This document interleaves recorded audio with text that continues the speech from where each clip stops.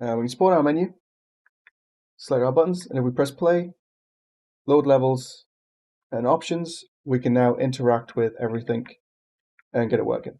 Apart from, there it is, just wasn't clicking it properly, we can actually have everything spawn in. So, works exactly how we want it, and we're technically rendering it at 30 Hertz rather than 60. Hey everyone, welcome back to another video. So, I keep getting asked how to create a VR menu, and I was going to jump into the GDXR template, but the problem with that is I've already got some stuff set up, so I thought we would look at setting up the widget interaction in this default template, and then we'll jump over to the GDXR one in a little bit, because that's already got some variables that we can put in our menu to change from the menu, essentially, so we can do some look at casting and switching and stuff like that. So the first thing we've got to do is, if you don't already, is create a widget interaction from our hand. And the easiest way to do this is to go to our motion controller. And I'm going to put this on my right hand for this one. If you want to be able to switch between left and right hands, like the GDXR template will do, then there's a video which will be up in the right hand corner, I think. Or I'll link it in the description, which you can follow for that. Okay, so first thing I'm going to do is drag in a reference to our right controller. And then the next thing we need to do is actually add a component. So in here, if you search for widget, we're going to search for a widget interaction. And then it's easier if we turn on debug. And we're going to drag in a reference to this as well. So there's a couple of ways we can attach our widget interaction to our right controller. The first would be do an event tick and we update its location each time. But that's quite performance heavy, and I think I do that in one of the old videos, so that's a bad on me. So what we're going to do is we're actually going to attach to component, or we're going to attach component to component. Well, the first thing we need to do is drag off our right controller and get our hand mesh. So we just search hand mesh. You'll see we've got get hand mesh, and then from here we can actually search attach component to component is the bottom one we want. And we're going to reorder this. So if we plug hand mesh to parent, and then our widget interaction to target, what we can do is we can create a custom event. We can call this attach widget interaction to hand. Bit of a long name, but at least we know what it does. And then what we can do is we can actually use this on begin play. So rather than updating every tick, we're actually only doing it once this entire time. So let's move this up to our event begin play. And I'm going to drag off here, and I'm going to search attach widget interaction to hand. So now if we hit compile, save, and play, when I jump in, our widget interaction is attached to our right hand and points exactly where we need to go. So the next step is to set up our inputs. Before we set up our input, what I'm going to do is I'm going to reorganize our code. So to see custom events.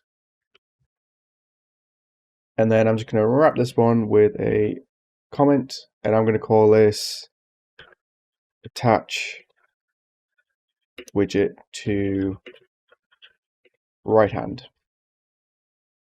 Hit compile and save. And now what we can do is we can actually go through and we can set up our inputs. So if we go to project settings, which I've already got open, if you're not too sure how to do that, just go to edit, project settings. And then we're going to scroll down to inputs, and we're going to open up our action mappings. Excellent. So in our project settings and inputs, I already know that the Oculus trigger isn't being used for anything. So I'm actually going to create a new action mappings, and I'm going to use the trigger for it. So I'm going to call this one interaction right. And then I'm going to search for Oculus, and we want the right trigger. Excellent. If you are doing a left controller as well, you will need an interaction left with the left trigger selected. But as I said, there's a video for that if you do want to follow that along. Excellent. So if we go back to our motion controller pawn, we can actually set up our new inputs. I'm going to hit compile just to make sure it updates in the back end. But we can right click and we can go interaction right. And you'll see that we've got our input action events interaction right. We're going to use this to trigger our widget interaction. And to do this, pretty simple. We just need to drag in a reference to our widget interaction. And off here, actually, what we'll do is we'll search, we'll right click, press pointer key, widget interaction. Oh, you see it already adds one. So let's remove that. And then I'm going to right click, release pointer key. Now we delete one of these because we're just going to use the same one. And then now we can actually plug in pressed and released to the corresponding ones. And in here, what we need to do now is select our key and we're going to search mouse left. So left mouse button. And then we're going to search the same here. So left mouse button. Hit compile and save. And I'm going to comment this section. So call it press interaction. And now what we can do is we do a real quick test. We can bring in a widget and then a blueprint class because we're going to need to add it to the scene. We'll cover all this again in just a minute in the other project. I'm going to set our button to be huge just so we can actually see it being pressed. And then in our blueprint that we just created, I'm going to add a widget. And in here, I'm going to select our widget class, new widget, and then I think draw a desired size. Excellent. And now what I can do is if I drag this blueprint into the scene and we rotate it around, we should be able to actually point at the button with our right controller. So we get closer to it, you see we get our pointer, and then when I press the trigger, it actually interacts and presses the button. So that's how we get the widget interaction working. And what we can do now is actually jump over to our GDXR project and then start implementing an actual menu there.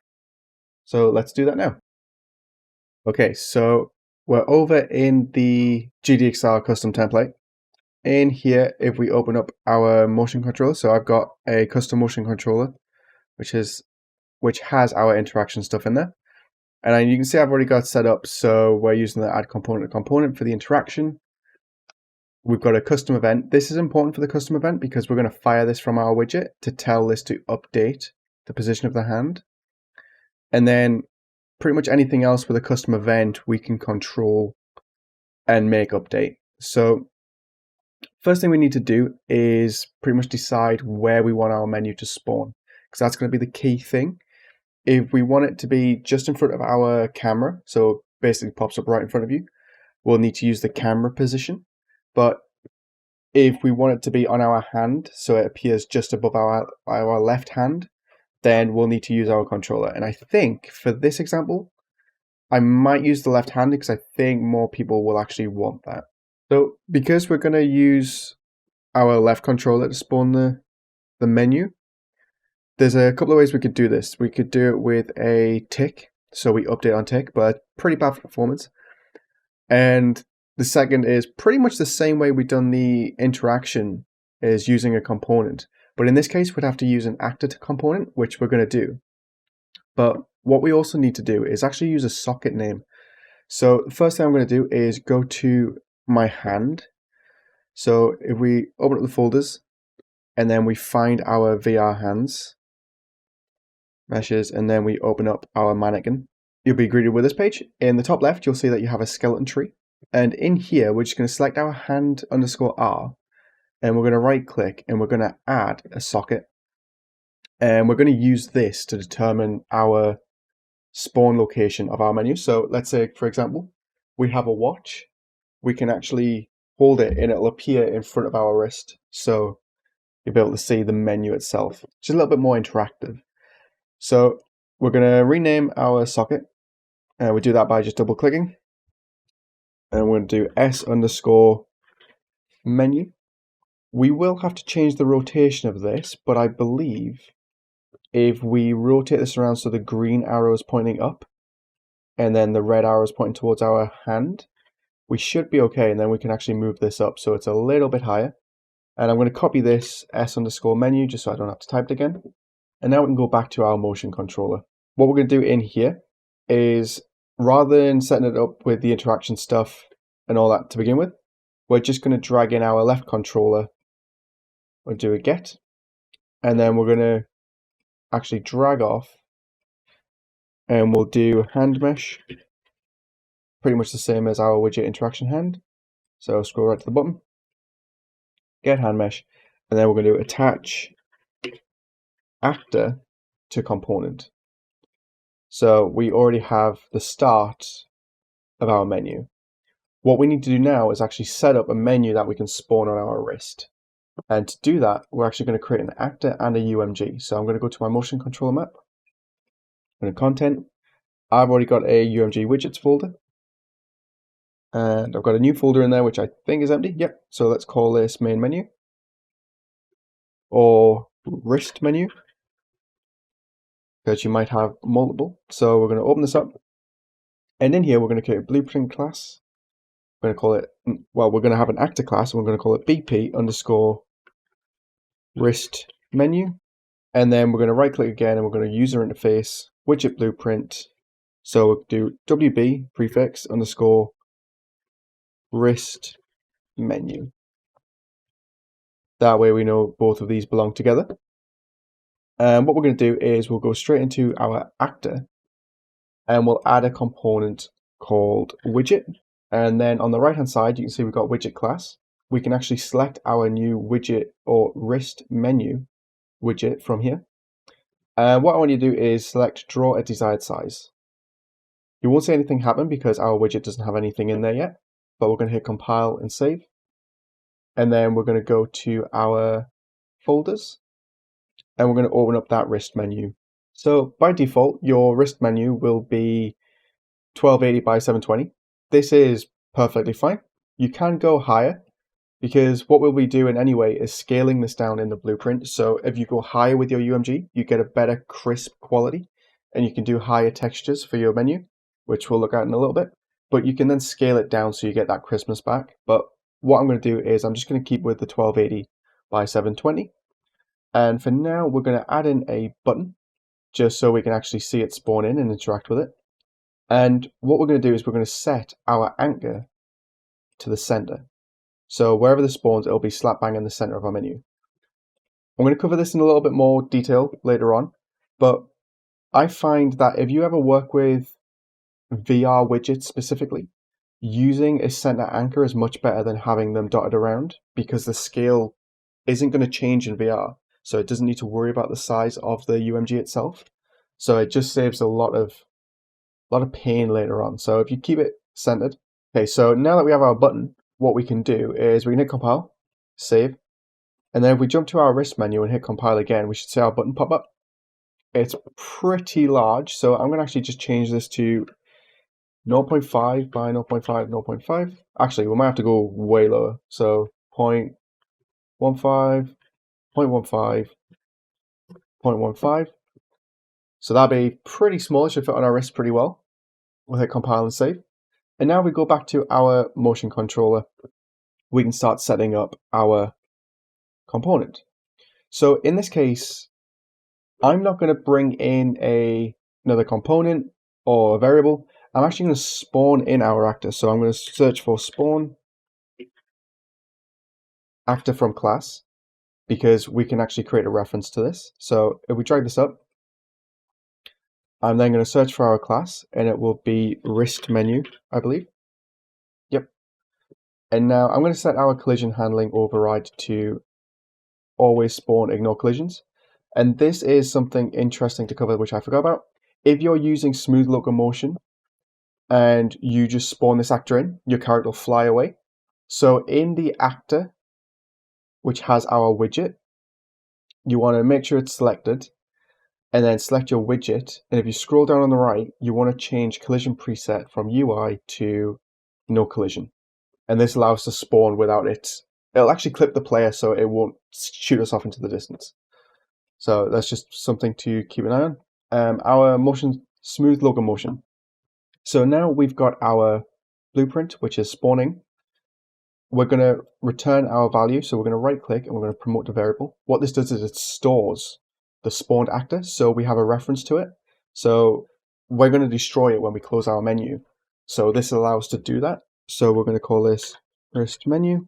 Actually, we'll call it spawned wrist menu. And then we can actually bring in this spawned wrist menu and plug it into our target. We could always yeah, we can also hook these up, which is going to be fine. And what we need to do now is actually specify our menu. So we want to have an input that says when button is pressed, we spawn our actor, we make a reference to it, and then we attach our actor to our left controller, or specifically our hand and our socket. If you remember, I copy and pasted that in there. So we're going to do our socket name is s_menu. So now what we can do is actually set up our custom event or our input event to spawn our wrist menu. So if we go to edit, project settings, and then we go down to input, we can create a new one, and I'm going to call this menu. And I'm going to set this to our left controller, and on the Oculus controller we have the button Y, so I'm going to use that. So Oculus touch, left controller, Y press, and then we hit compile, and then we can actually search for menu, and if we scroll up we should find our action events, menu, and then we can press. And while I'm here, what I'm actually going to do is I'm going to use a flip-flop from our pressed. So when we press it the first time, it won't be there when we start the project. Once we press it, we're going to spawn out and we're going to reference. What we can do is when we press it again, the second time, is we can drag off and we can do destroy actor, and we can use that spawned wrist menu as our reference to it. So now if we hit compile and see what the issue is, the current value of the spawn transform pin, spawn transform is active, again vert actor class, must have input wired. I think it's to do with our spawn transform. So if we split this and hit compile again, yep, it goes away. And we don't actually have to worry about setting any of this stuff. We can look at changing the spawn transform, but I'd rather do that in our wrist menu actor. Then we don't really have to worry about it because we're setting our spawn transform location and rotation based on our socket. So if I hit compile and then we jump in, when I press Y on the controller, we should see our menu pop in. So it does, it pops in. So if I press Y again, it actually gets destroyed, which is a good start. But as you can see, the rotation is a bit off, so I'm gonna pause the video. Actually, you know what? I'll keep it in, and we'll debug this so we know it was facing. Okay, so I did realize that if you go to the blueprint, you can actually see which way is facing forward. So our red line is coming from our widget. So if we go to our hand, and then we just rotate it so our red line is pointing straight up, we can now actually have it so our widget spawns facing us.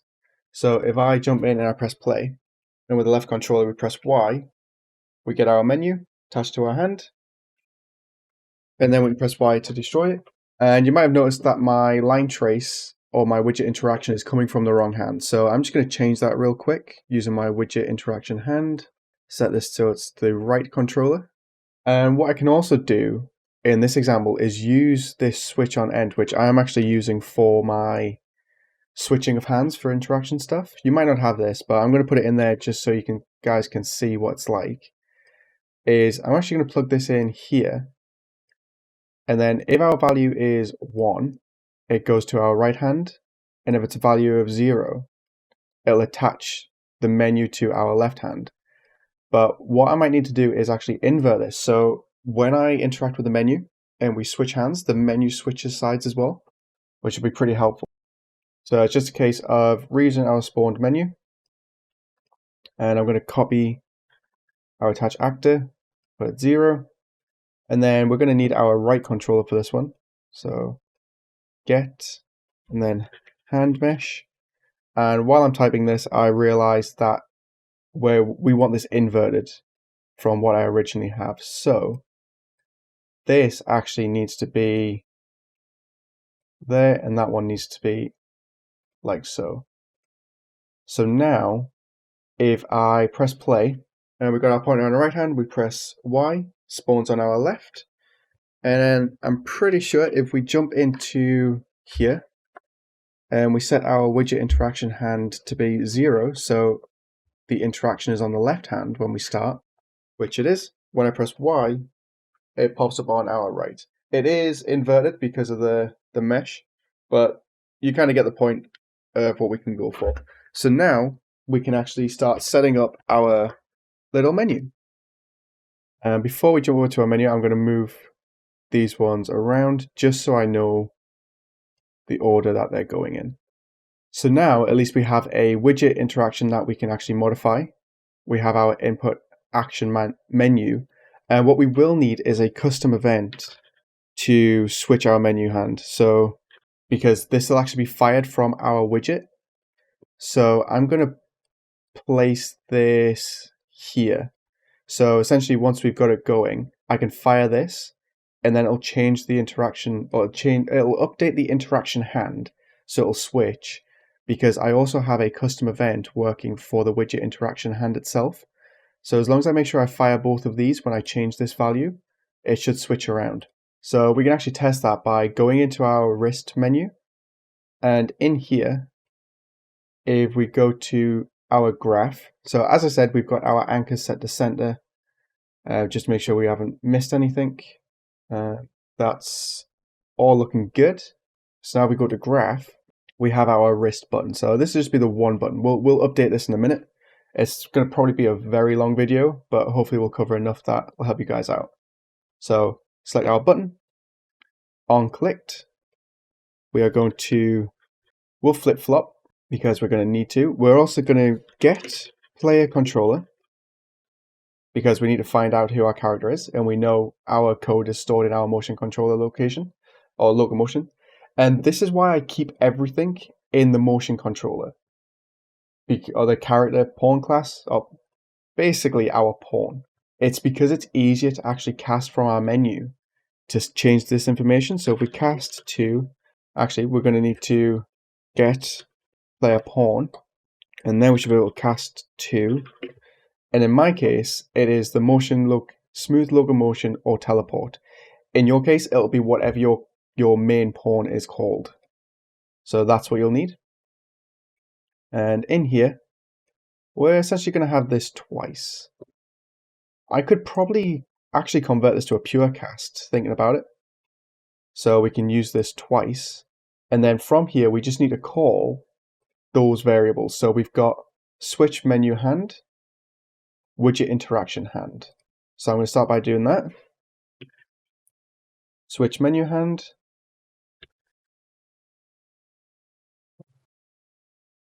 switch interaction hand. It should do it. Oh, widget interaction hand. That's my bad. Widget interaction hand. We're going to hook both of these up together.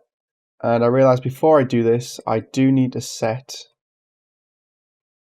our widget interaction hand. So this value here. So I'm going to drag off and do set widget, and then I can just scroll down to widget interaction hand. And this is what we can use. So I'm going to need two of these.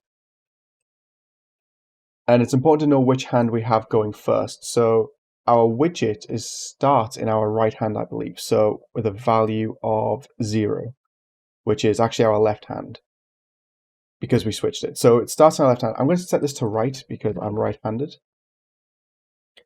So by default, I know it's going to start on the right hand. So when we first press this button, we're going to change it to 0. And then when we press it again, we'll set it back to 1. So it's going to do a weird little flip. And then what I can do is I can hook both of those up to switch menu hand and interaction hand. So we hit compile and save. We can then hit play. And we have our interaction on our right hand. So if I press Y, we get our menu. And if I point at it, we're not actually clicking it, which I think might be because I changed the collision. So if I go back to our blueprint, because I changed this so we wouldn't interact with the hand, I'm going to set this to, I think overlap all might do it. Let's see if we fly away. Debugging this as we go. So now we've got our button we can interact with, and then when we press that, it switches, and then we can switch between our hands. And there is an issue with collision still, but we can actually change that. So pretty much that's how we create a menu which we can switch between hands. But since we're already going for a little bit, what we're going to do is we're going to look at actually setting up some other menus that we can work with. Okay, so now that we've tested that, we can see our buttons are switching. I was going to leave the tutorial here, but a lot of people have been requesting how to actually make menus. So rather than splitting this up, let's just keep it all as one thing, and we'll just do an in-depth dive of UMG. So you've seen we've already set up a custom button, and I'm using some variables and custom events inside my motion controller. But what we can do now is actually go to our design graph and we can redo this button. So I'm actually going to delete it in here, as well as this input because it doesn't exist anymore.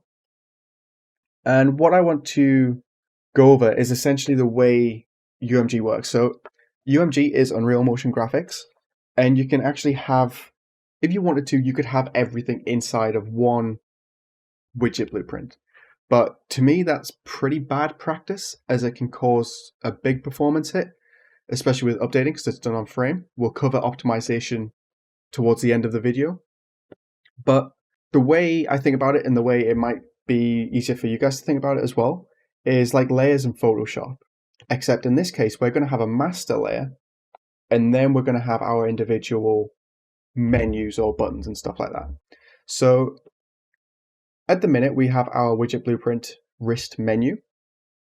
And what I'm going to do is I'm going to keep this here, but I'm going to add an image just so we've got something to look at. And I know this is going to be 1920 by 1080.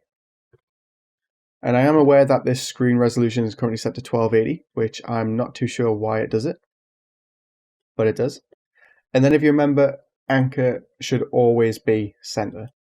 I just find that it's easier to use, easier to understand, and then we can work from that. So I'm going to give it a light gray.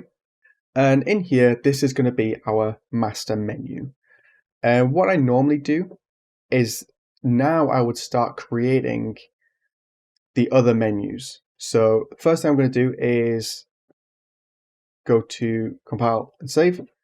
And then if we go to our motion controller map and find our UMG widgets, if I go to wrist menu, we're actually going to create all our UMGs here. So I'm going to right click, widget blueprint. I'm going to call this WB underscore play.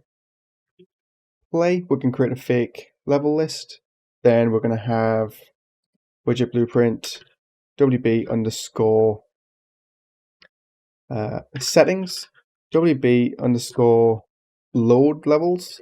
So what we can do is we can save all of these. So we just do save all, and we've got to go in and we just got to add some buttons in.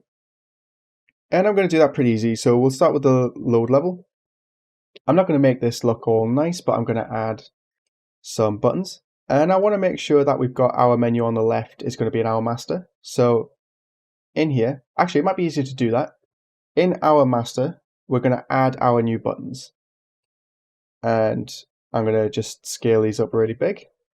And I normally just duplicate these, but we do need to rename them. So this is going to be btn underscore play. I'm going to right click and duplicate. I'm not worried about this being perfect. And then btn load levels, duplicate, btn options. And I think our last one was, oh, that was it. So we've only got 3. So let's move these down. I'm not worried about making this perfect because we're just doing this as an example. So I'm going to leave this here. What we do need to do is actually add some text so we know what buttons do what. I'm just going to select our text.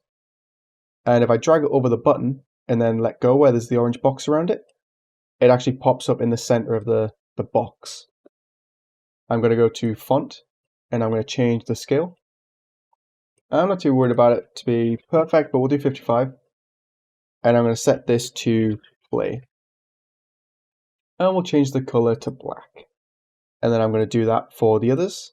55, load levels, and then black. And it's a nice little trick. If you drag a color, you can drag it to the top.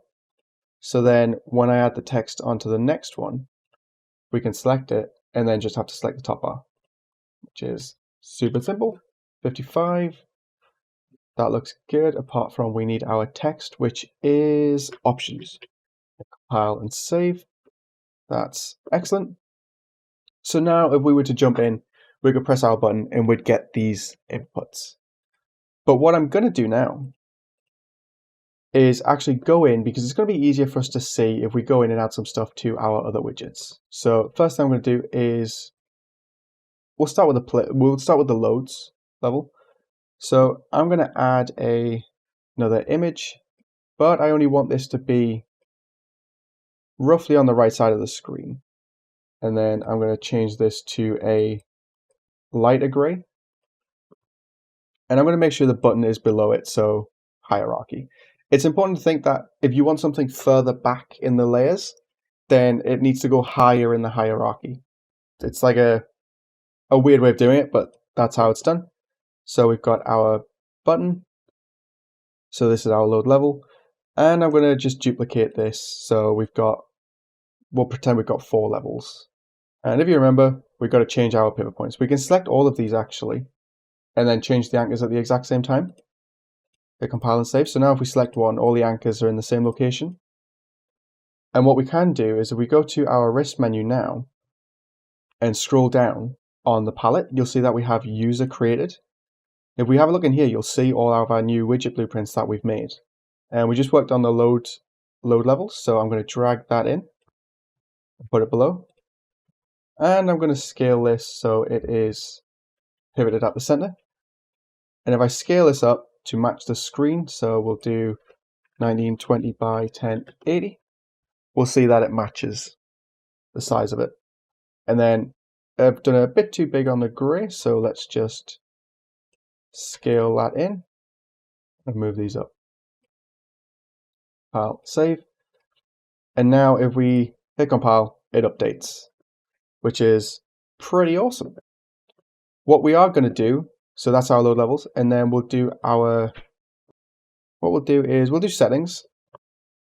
And this is probably going to be the one that we use the most. So I'm going to actually copy this. So Control C, our gray, and then paste it in there and just line it up. Make sure our anchor is at the center. Awesome. And now we can actually start adding in our settings. So I'm just going to drag in some text. And then, so now we can do all the anchors at the end. So settings. I just did size to content there so the box fits. And now we can have a button to switch our hands. So if we have some more text, switch menu hand, switch menu hands, then we're going to have our box. So let's just keep the button. So we've got switch menu hands, compile save, and I'm going to actually look in my motion controller and see what else I've got. So I think in here, in here I've got a setting called can teleport, which allows me to switch between teleportation and smooth locomotion.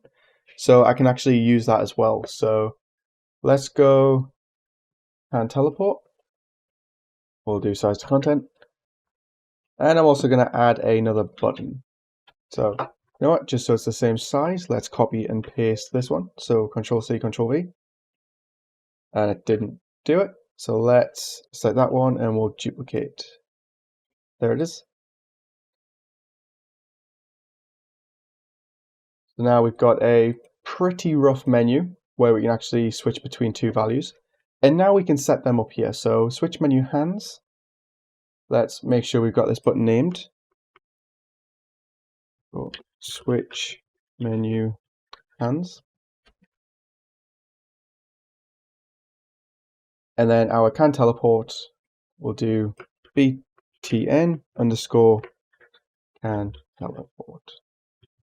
So this is just so we know what's happening here and the settings as well.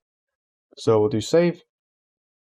And now if you remember in our main menu, we already set our switch hands. So we can just copy and paste that code from here.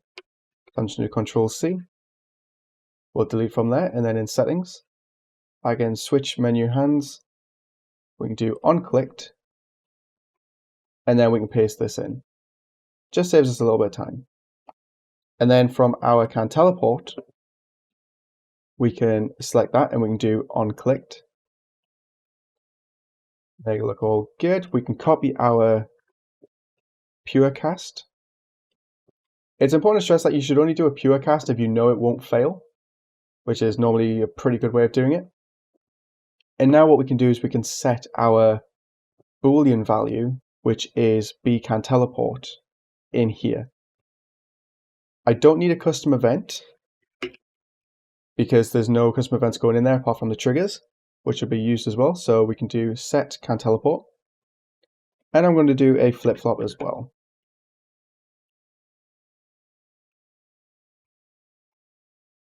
And what I need to do is check the default value, which I believe is false, as it's come in as false. Yep. So when we first press it, we're going to go to true, and then we'll go back to false. And we'll make sure these are connected. So now we've got those. And what we can do is we can actually go to our wrist menu now, and we can add in that other widget. So if we go to user created again, you'll see that we have our settings, which we can drag in, and it's going to be put over the top as well. So we'll do 1920 by 1080, which will fit our anchor point in the center. And you'll see that we're actually got these overlaying now. What I normally do for this is actually use something called a widget switcher. So we're going to search widget switcher, and we're going to drag this in and put it underneath our main buttons and just above our custom inputs. And what we can do now is we can drag these on to our widget switcher, and then make sure this is scaled up correctly as well. So 1920 by 1080. It's all good. Now our pivot point is centered. And now what this will do is it allows us to switch between these different settings. So we don't have anything in our last menu, which is our play. Which is our play. So our play is going to come first. So in our wrist menu, I need to make sure I add the widget blueprint play, which should pretty much be empty actually. And we're going to put that to the top. Yeah. And because it's empty, it's actually hidden everything else because it's on top. It's pretty much just the color, which is in there, I believe. So we have a look at play. Actually, there's nothing in there, which is why it's not showing anything at all, which is it's actually fine. So if we go to our widget switcher and we select it now, you can see that we have something called active widget index. So 0 is our play because it's the first in the list. 1 would be load levels, and then 2 would be settings. So if I change this to 1, we'll go to load levels, and you'll see it pops up. And then 2 can be set to our settings, which is our options. So we set this to 0. And what I'm going to do is I'm actually going to go in now and set up these buttons to change this switcher. So if we go to button, now we scroll down, just do on clicked. We can get a reference to our widget switcher, get. We can drag in and we do set active widget index. So our play button is going to be 0. Then our options button will actually be 2 because it's going to be the last one. So we'll do the load levels because we want to do this in the order that it's in, just so we can make sure we understand it. And then we're going to drag in and duplicate a reference to our switcher. Copy those in. And we're going to change this value to 1. Target 2. Compile and save. And now when we change these, we should flick through this menu. So if we go compile and save, and we actually jump into our project now,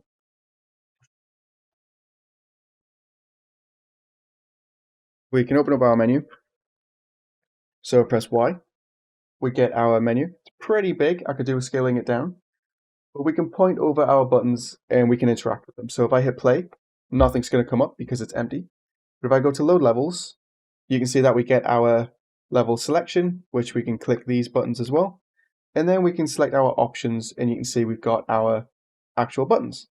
So I'm going to switch to the other hand and you can see it automatically updates. And then at the minute, I'm using the left thumbstick.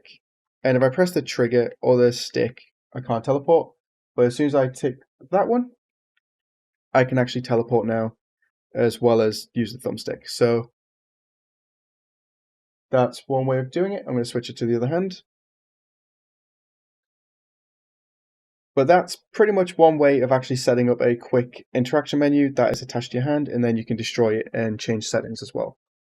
And the benefit to this is you actually keep everything quite organized and tidy. So if we go to our graph, you'll see our main menu only actually has our active widgets, so our widget index.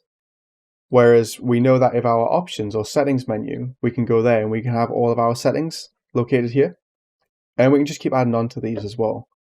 And there's nothing stopping you from adding more stuff. So even in here, which is the play screen, we could add a couple of other settings and then have this as a red. Make sure our anchor is at the midpoint. Hit compile and save. And now if we go back to our wrist menu, design graph, you'll see that it updates as well. And you can actually have these on different windows so you can see it update in real time. And it's just a really neat way of actually being able to switch between different options pretty quickly, as well as keeping it organized. Okay, so earlier on, I mentioned about optimization of UMG widgets. So at the minute, when you spawn a widget by default, that widget is refreshed every frame it exists in the game. By default, that is anyway. So what we're going to do is we're actually going to use something called a retainer box to change this so it's half that. You can go further as well, but usually half's all right. So what we're going to do is select our retainer box, and we can hover over this one. And you can see here it says the retainer box renders children widgets to a render target first before later rendering the render target to the screen. This allows both frequency and phase to be controlled so that the UI can actually render less often than the frequency of the main game render. It also has a side benefit of allow materials to be applied to the render target after drawing the widgets to apply a simple post process. So it gives you some control and a little bit more. If you were to just drag and drop this on, it wouldn't work. Just go straight to the bottom. So what you need to do is select your canvas panel and then right click, and we're going to go to wrap with, and then we're going to search for retainer box. And you'll see that now everything is inside the retainer box as a child. And if we select it, we get some options, specifically these at the top right. And what we're after is render on phase. So should the widget redraw the contents it has every time the phase occurs. And our phase is currently set to 0. And you can see here that if we hover over it, it goes, if the phase is 0 and the phase count is 1, the widget will be drawn fresh every frame. If the phase was 0 and the phase count was 2, the retainer would draw a fresh frame every other frame. So in a 60 Hz game, the UI would be rendered at 30 Hz, which is pretty damn good for what we need. You can go a bit higher as well, but in this example, we're just going to set our phase count to be 2, which is exactly what they use in the example. So we're going to hit compile and save.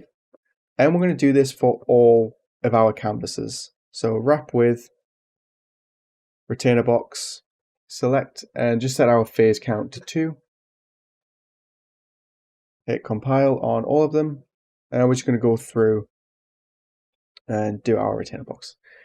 We won't see any difference doing this in the editor, but you should be able to see a difference when doing this in something like the Quest. Should be pretty good for getting a little bit more performance out of it. However, so now that we've wrapped all of our widgets inside of our retainer box, you'll see that if we actually test it now and we press play, when we open it up, we can select the buttons from the menu that's spawned. But if we try and use our custom buttons that we've got now, we can't actually use them. This is because the retainer box is in the way and it's attached to this one, which is technically over the top. So the easiest way to fix this is to actually select the retainer boxes, and then where it says visibility, we want to do not hit testable, self and all children. I'm going to compile and save, and we're going to do this for each one, making sure we've got the retainer box selected. Not hit testable, and then those should be compiled. We go to the main menu, we've got it all the same. We can actually hit play. We can spawn our menu, select our buttons, and if we press play, load levels and options, we can now interact with everything and get it working. Apart from, there it is, just wasn't clicking it properly. We can actually have everything spawn in. So, works exactly how we want it, and we're technically rendering it at 30 Hertz rather than 60. So that's just another thing to keep in mind when working with widgets, is just be wary that they are using performance and they can be quite expensive, especially on mobile VR. So that's pretty much it now. What we can do is actually go over what we've done, a little bit of a recap. So in our motion controller pawn, we have our widget interaction, the widget switching, which we did in the other project. So you should be good to go with that. And in this one, we actually have our spawning of our menu. So we spawn our menu and then we destroy it based on the button press. And that allows us to switch which hand we're working with and which menu we've got as well. So that's pretty much it for here. Then we have our actor, which contains our widget, which is our wrist main. We also set draw to desired size. And we have our collision preset set to custom because I'm using the smooth locomotion system, so we've got it to overlap our player. One thing to also cover, which is pretty cool, if we scroll up, you'll see we've got geometry mode. You can actually change this to a cylinder. So we can add a little bit of a curve to the menu. So when you press play, or rather than spawning it on our hand, we actually spawn it on the player or in front of our face, we can have it curved. So we get a couple of different effects from it. So we've got our menu, which is our widget class. We also have our scale, which we've set. So I'm going to go even further down, 0.025, 0.025. Don't forget, the smaller you get, the more difficult it's going to be pressed the little tiny little buttons. For example, in our load levels or our options. But we can do compile save. And then we've got our main menu, which essentially consists of just these three buttons, which is our master layer. So you can have this as main menu master. And then in our graph, we just set our active widget index for each button. And that allows us to just switch between our custom widgets using just some values, which makes it easier for everyone. And then you can actually create your custom events or your custom loads. You can create your custom menus differently how you want, and then just if they need code, you can load all that in. So for example, we've got our load levels. We could then select our buttons on clicked and then just do open level. And that would work exactly the same way. So compile and save. We have our settings, which is probably the most important part because we have our button set up.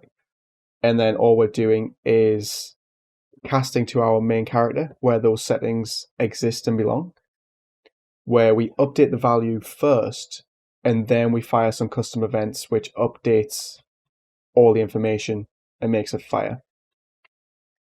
And then for these ones, for our teleport, we just change the bool value because the input is set through the controller itself. And then play would actually have just a big play button or whatever you want. But rather than keep going, because we've gone on for quite a while, I think I'm going to call it there. And then the last thing we actually did was wrap everything inside a retainer box where we set the phase count to 2. So we covered a lot, but there's not actually that much to go over, so you should be okay. But if you've got any questions, you can always leave them in the comments below. But we also have a Discord, which is linked on the right-hand side of the screen there, which is in the middle. And if you need any help, just drop on over there and we can give you a hand. And if you want to help support the channel and bring more of these tutorials, we have a Patreon. So a big thank you to everyone who is currently a Patreon to making these videos possible. Sorry it took a little bit longer with this one. But yeah, this file will be available for download for Patreons, so it's good to remember that. But rather than keep going, I hope everyone stays safe, and I'll see you next time. Bye.